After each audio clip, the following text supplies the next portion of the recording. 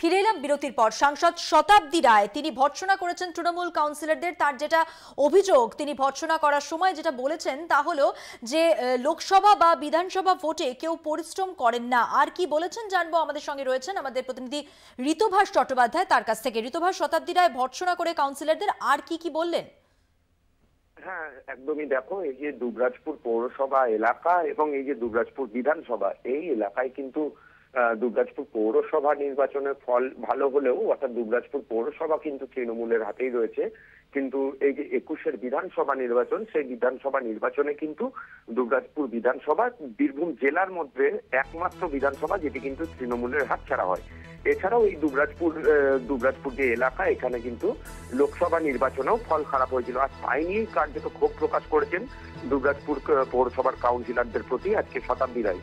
দুবরাজপুরে আজকে সাংগঠনিক বৈঠক ছিল, যেখানে দুবরাজপুর পৌরসভার চেয়ারম্যান সহ অন্যান্য কাউন্সিলররা উপস্থিত ছিলেন। সেখানেই শতাব্দী রায় দুবরাজপুর পৌরসভার কাউন্সিলরদের বলেন যে সামনেই পৌরসভা নির্বাচন এবং আশা করি এখানে যারা আছেন তারা দলের কর্মী হিসেবেই উপস্থিত আছেন।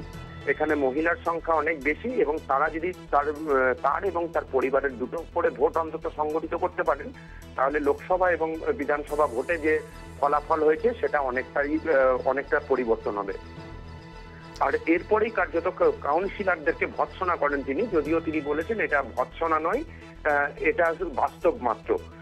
তিনি যেটা বলেছেন কাউন্সিলরদের, আপনারা যদি ভাবেন আমি ইলেকশনে জেতার জন্য আপনাদের এখানে বলতেছি, তাহলে আপনারা এটা মিথ্যে ভাবছেন বা মিথ্যে বলছেন। কারণ আমি আপনাদের জন্য প্রতিটা ইলেকশন এসেছি, সেটা পৌরসভা হোক, পঞ্চায়েত হোক বা বিধানসভা হোক।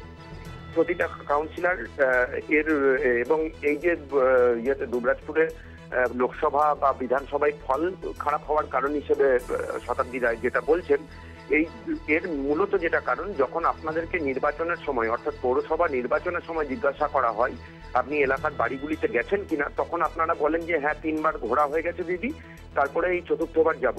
কিন্তু যখন আপনাদেরকে এই কথাটাই বিধানসভা বা লোকসভা ভোটের সময় নির্বাচন করা হয় এবং সেই ব্যক্তিকে জিজ্ঞাসা করা হয়, তিনি কিন্তু তখন বলেন যে না আমি যাচ্ছি দিদি। অর্থাৎ এই যে যাচ্ছি এবং যাব আর 3বার গিয়েছি, এর মধ্যে কিন্তু একটা বিস্তর পার্থক্য থেকে যাচ্ছে। আর এই সমস্ত প্রসঙ্গ তুলেই কিন্তু কার্যত কাউন্সিলরদেরকে ভর্ৎসনা করেছেন শতাব্দী রায়। আর এটা নিয়ে কিন্তু তৃণমূলের গোষ্ঠীদ্বন্দ্বের থিওরি সামনে আনছে বিজেপি। ধন্যবাদ ঋতুভাস। কথা বললাম আমাদের প্রতিনিধি ঋতুভাস চট্টোপাধ্যায়ের সঙ্গে।